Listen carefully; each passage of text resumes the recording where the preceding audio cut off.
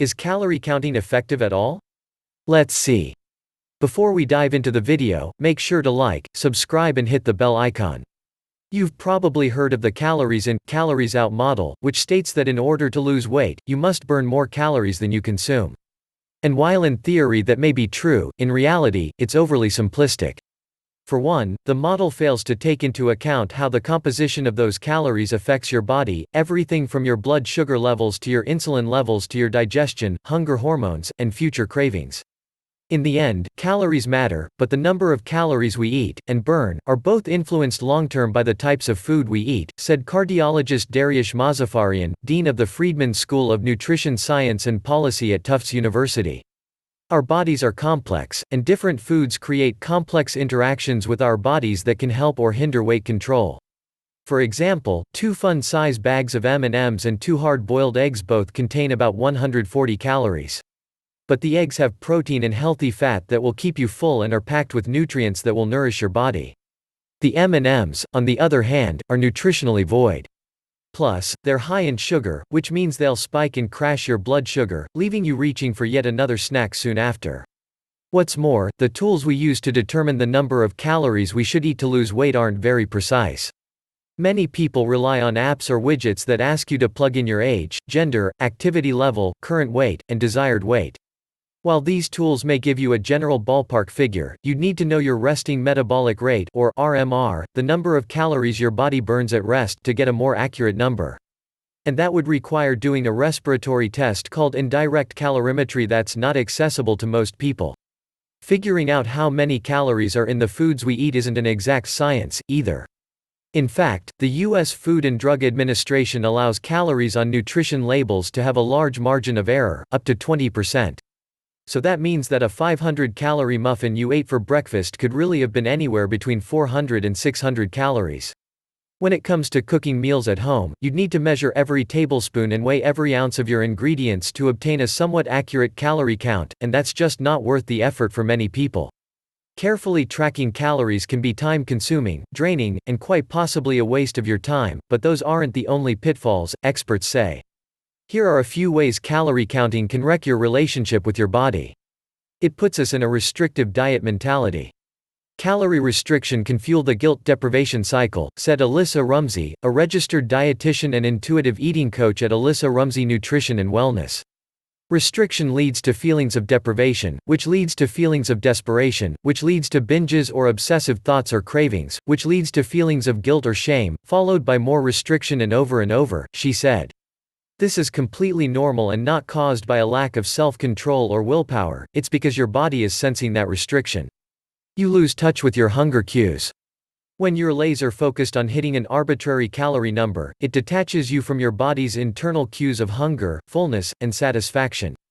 Our bodies know how much we need to eat each day if we tune in and pay attention, Rumsey said. Trusting your body means you don't need to micromanage your caloric intake.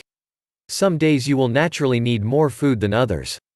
You might fixate on a number rather than on nutrition. If you're counting calories, you might end up excluding certain nutrient-dense foods from your diet just because they're higher in calories. Think avocados, salmon, olive oil, walnuts, or chia seeds. Instead, you might go for something with less nutritional value, like, say, a 100-calorie pack of crackers, just because it will help you stay under your allotment for the day. From a health perspective, it is better to focus on the quality of the diet, e.g. avoiding ultra-processed foods and eating adequate amounts of produce, said Arya Sharma, professor of medicine at the University of Alberta and scientific director of Obesity Canada. You may develop an unhealthy preoccupation with food. For some, counting calories or any other eating plan that requires strict adherence can lead to an obsession with food, which can result in disordered eating habits and increase anxiety and depression, Sharma said. If you have a medical condition that requires a specific diet, it should be monitored by a health professional, such as a registered dietitian, he added. You may be able to lose weight this way, but keeping it off will be a challenge. Indeed, restricting calories may yield weight loss in the short term, but for many people, it's not sustainable. In an analysis of 29 long-term weight loss studies, researchers found that more than 80% of lost weight was regained after 5 years. And it's not because of a lack of effort or willpower. Eventually the body begins to fight back, activating multiple overlapping mechanisms for preventing weight loss that was developed in our evolutionary past when food was scarce, Mozaffarian said. Counting calories is a hard habit to break.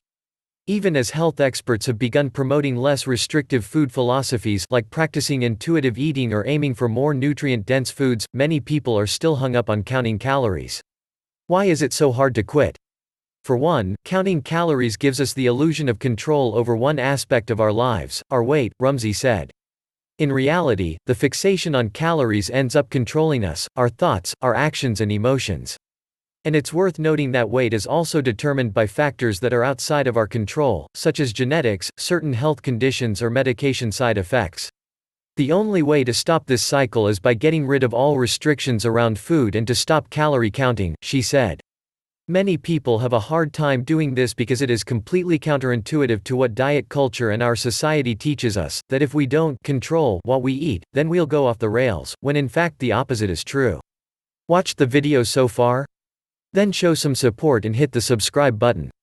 Nutrition can be complicated, which leaves us desperate for easy answers and quick fixes. Diet culture takes advantage of this by oversimplifying the complexity of eating. It tells us this food group is bad, this food groups are good, eat this many calories and you'll be thinner, happier and more worthy of love, and we internalize those messages. So when the diet fails, we end up blaming ourselves, said Erin Flores, a registered dietitian, and host of the Dietitians Unplugged podcast. When we restrict to X calories a day, we are likely not getting enough food, he said. When we struggle with that body feeling, we assume our body is broken, that it needs too much because the book or the doctor or the dietitian told me I should only need by per day. We fear truly listening to our body, so we want someone else to tell us what to do and how much to eat. Here's what to focus on instead. Instead of adding up the number of calories, which, I'll admit, I'm still tempted to do sometimes, I pay more attention to how balanced and nourishing my meals are. I aim for protein, healthy fat, fiber, and greens, vegetables, or what Levesque has dubbed the Fab Four at every meal. I gravitate toward foods that I know energize and satiate me. Below, experts share some practical tips for healthier eating that you can incorporate into your own life. Think about how what you eat makes you feel. Is it satisfying? Enjoyable to eat?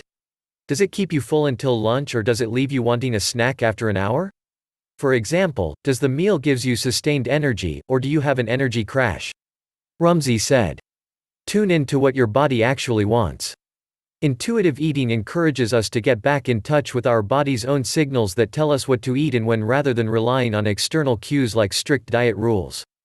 Diet culture has disconnected us from our bodies and the wisdom that lies within it, Flores said. If we were to get out of our head, and listen and connect to our body, we'd eat a lot differently. Eat more plants and whole foods. Fill up on foods containing fiber, healthy fats, and phytonutrients like fruits, nuts, beans, virgin plant oils, non-starchy veggies, minimally processed whole grains, and fish, as well as yogurt with live probiotics, Mozaffarian said. Cheese, eggs, poultry, and unprocessed red meat can be eaten in moderation, he added. Eat fewer processed foods. It's best to minimize your intake of ultra-processed foods such as chips, candy, soda, and packaged snack cakes, basically anything containing ingredients like artificial flavors, hydrogenated oils, and emulsifiers. I recommend focusing on a few key healthy foods to add to your diet and a few unhealthy foods to drop, and building from there, Mozaffarian said. Cook at home more. Take a break from those nightly takeout orders. Studies have shown that home cooking is linked with a healthier overall diet. Takeout and restaurant meals are often high in sugar, sodium and unhealthy fat, not to mention the portion sizes can be excessive. When you're preparing your own food, however, you're in charge of the ingredients that go into each meal to assure they align with your health goals. That's it for this video, hope this helps. If you liked the video, then give it a thumbs up and share it with your friends, and for more interesting videos, subscribe to the channel.